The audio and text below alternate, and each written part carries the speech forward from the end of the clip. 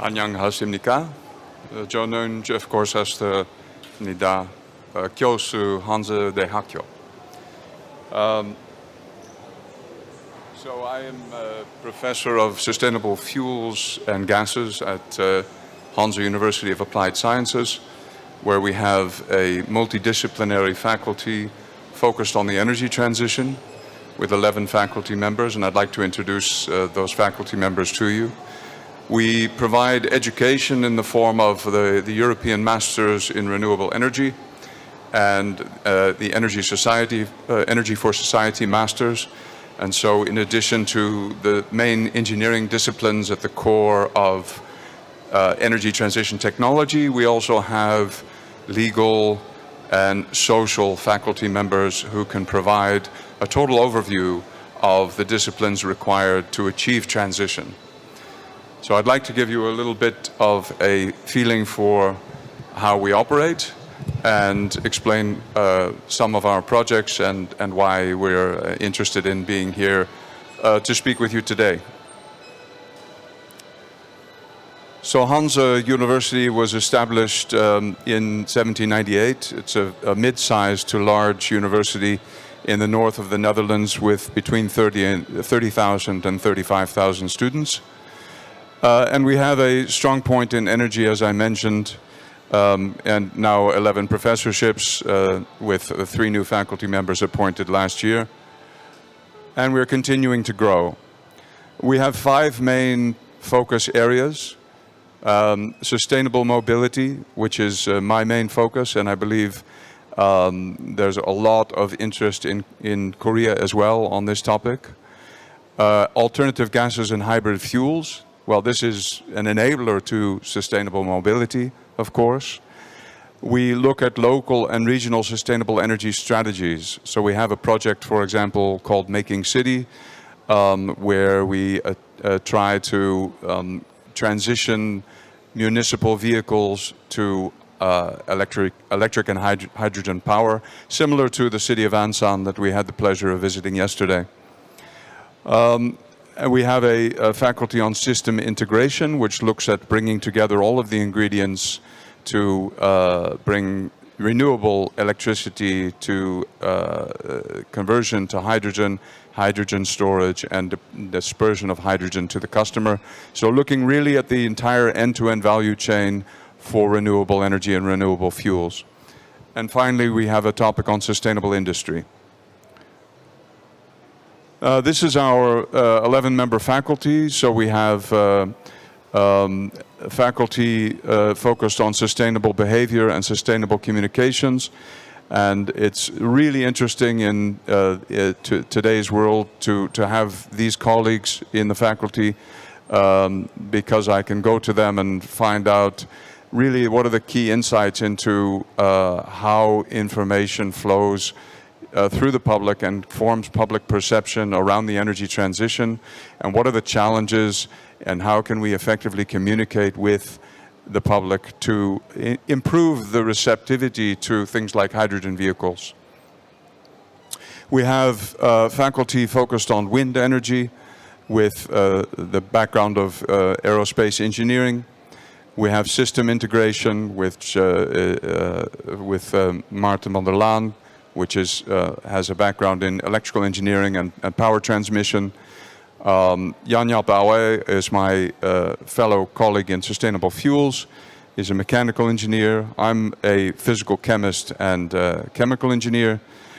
And then we have life sciences and renewable energy, where we look at, for example, the combination of creating biogas through fermentation with electrolysis, where we can convert the ingredients coming out of the biotreaters into interesting fuels and chemical feedstocks. We have Dr. Gertrude Blauhoff that looks at the economics and business models. Daisy Templeman and Bert de Jonge are lawyers, and they look at the legal framework and the regulatory environment. And then finally, Martien Visser is extremely knowledgeable on power transmission systems and gas grids.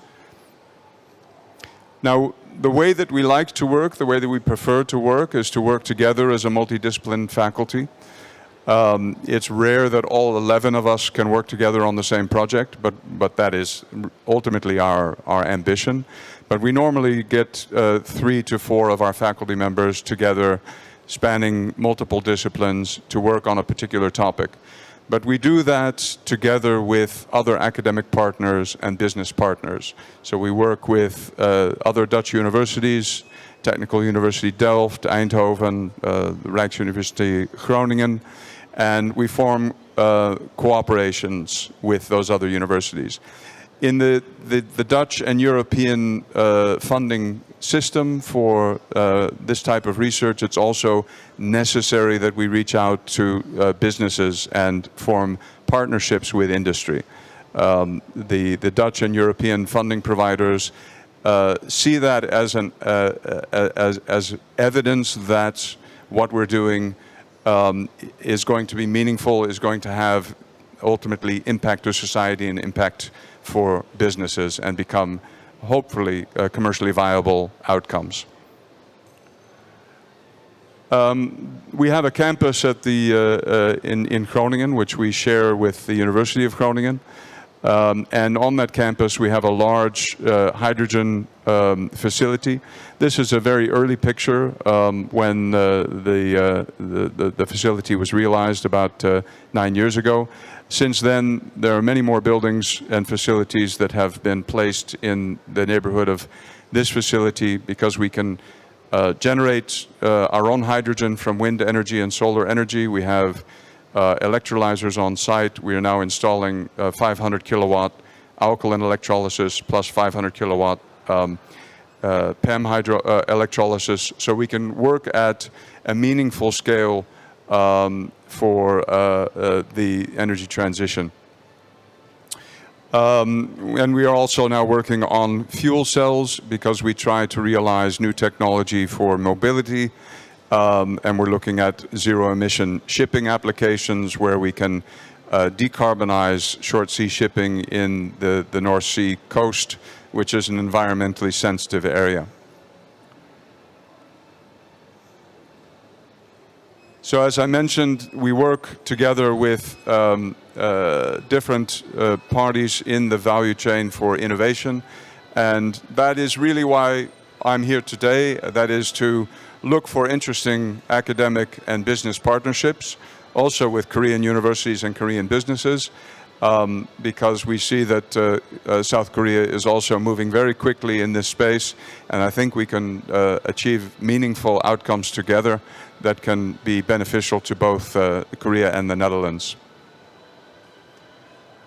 The other reason why our university is focusing on energy is that we're in a very important location in the Netherlands and in Europe, in the north of the Netherlands, which traditionally has been a natural gas province. The Groningen gas field, which is nearing its end of field life, was the largest Western European natural gas deposit, and has been supplying all of Western Europe with natural gas for decades. But it is soon to be closed, and we need to not only find a replacement for the energy that those molecules provided, but we also need to find new career pathways and new jobs for all of the highly skilled professionals that have located themselves in this area to support the natural gas industry.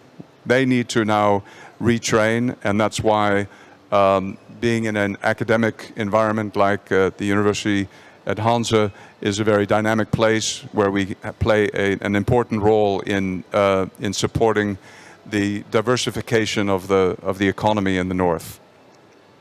But also, this location is very important from the perspective of offshore wind energy, because the electrons and possibly molecules come onshore in the north of the Netherlands. One of the most important places being the Eemshaven, which the previous speaker talked about. And this puts us in a very important location for how to repurpose the infrastructure that was put in place for natural gas to support this new hydrogen economy.